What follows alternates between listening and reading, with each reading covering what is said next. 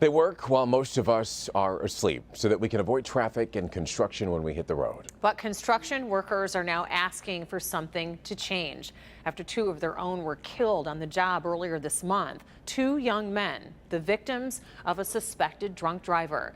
And if you ask some of their co-workers, they'll also the victims of bad policy. Let's get to Nick Monticelli with their story. This was our last big weekend. It was our last push to get everything done. And then to have this happen was horrendous.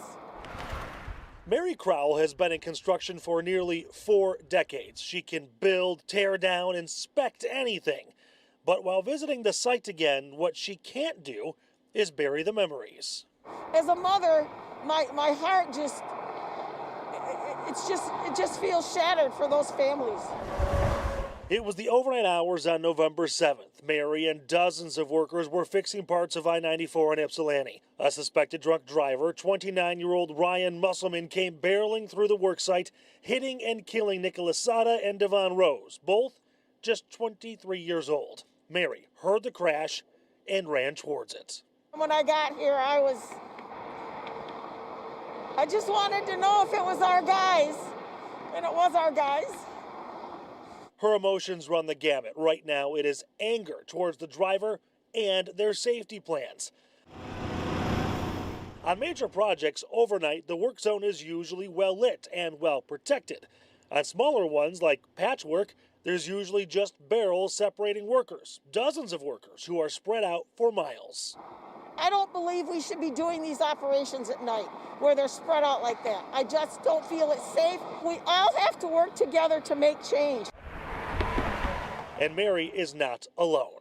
When things like this happen, it's just devastating to our community.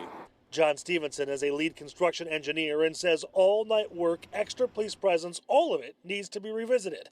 But their biggest threat is distracted driving. I see a lot of people with cell phones, eating, drinking, doing all kinds of things while they're driving. They say the change will have to be an industry-wide one, and agencies like MDOT must implement them. The state agency agrees police presence helps. Drivers didn't slow down because they were thinking of construction workers. They were afraid of getting tickets. But if that's what it takes, then we need to do that. But it is expensive. As for nighttime work, it certainly can be canceled, but then drivers have to deal with more traffic jams. A small price to pay, many say. But obviously, nothing is more important than somebody's life. The bottom line, changes can be made, but drivers are still the real threat. And yes, I feel responsible. Yes, what could I have done? What could any of us done differently? But I can't control that driver either. In Ypsilanti, Nick Monticelli, Local 4 News.